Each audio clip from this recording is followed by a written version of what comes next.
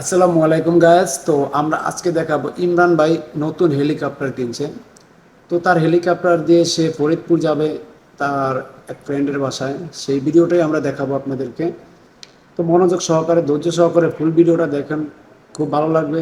এই হেলিকপ্টারটা কিনেই ফেলাইলাম, স্টারে দিছি, পোলাহান বয় দিছি, কইছি স্টার দে আইতে আসি। হ্যাঁ, স্টার হইলে ইঞ্জিনলে গরম হইলেই উঠে যামগে, টেনশন নাই। হ্যাঁ, হেলিকপ্টার আসমানটা ভালোই চলে, কিন্তু মাড়ি দিয়ে ঠিক মতন চলতারে না, ঠেললে নেওয়া নাকি। এই যে সেই চাক্কা যেটাতে ঠেলে, পাইলট সাহেব যেই হেডফোনটা এখন কানে দিছে, এটা কানে দিলে আর কি শোনা যায় না, আকার ইঙ্গিতে বুঝাইতে হয়। যাই হোক, ইঞ্জিন গরম হয়ে গেছে গা, প্লেন স্টার হয়ে গেছে গা, এখন আমরা চলে যাব। তো আমরা যাচ্ছি হচ্ছে ফরিদপুর সদরপুর, এক ফ্রেন্ডের বিবাহ আছে সেইখানে। আর যেটা বলছিলাম যে হেলিকপ্টারটা কিনা ফেলাইছি, ওরকম কিছু না। এইটা হচ্ছে প্রবাসী হেলিকপ্টারের পক্ষ থেকে স্পেশাল সার্ভিস। তো প্লেনে উঠলে এক ধরনের ফিল পাবেন, আর হেলিকপ্টারে উঠলে আরেক ধরনের ফিল পাবেন।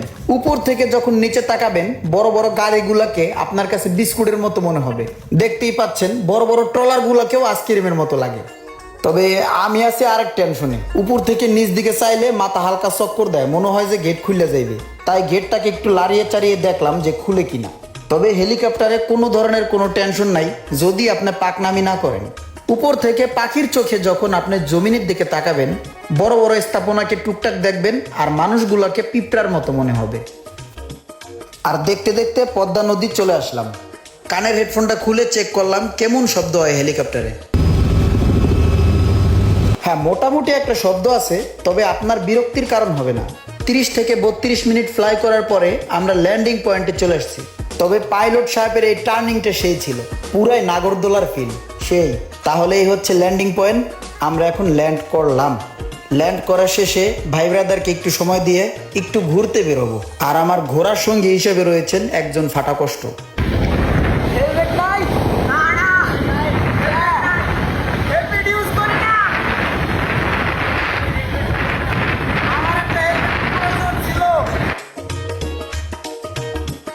তো দেখতেই পাচ্ছেন অসাধারণ একটি ভিউ, আর সাথে রয়েছে ভাঙ্গাচুরা একটা ডিসকভার, আর সেই সাথে সাথে ড্রাইভার হিসেবে রয়েছে কিছুক্ষণ পর পর আঙ্গুল জাগানো ফাটা কষ্ট ব্রো। সাবধানে গাড়ি চালাও ভাতিজা, রাস্তাঘাটে কুত্তা আছে, শেষর খাইবা। ফাটা কষ্ট বদ্দাকে গাড়ি চালানোর জন্য মনোযোগ দিতে বললাম। আর দেখতে দেখতেই চলে আসলাম কাঙ্ক্ষিত সেই অনুষ্ঠানে, আসাদ ভাইয়ের বিয়েতে। খাওয়া দাওয়া শেষে আমরা আর একটু ঘুরবো। আস্তে আস্তে চলে আসলাম কোন জায়গায় ভাই? বড় বাড়ি। বড় বাড়ি? ও হ্যাঁ, দি করলো সদরপুর শিকদার বাড়ি। হ্যাঁ আহেন, আপনার উনি এই যে আরে কিন্তু নিচে। হ্যাঁ, এক হচ্ছে আমার নেবেন না নিচে। এটা তো অরিজিনাল দারোগা বাড়ি।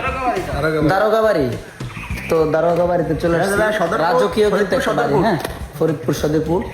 ইনশাল্লাহ আবার আসবো, ফুল টিমে আসবো, ঠিক আছে? আজকে সিঙ্গেল আসছি, ইনশাল্লাহ আবার দেখা হবে। চলো।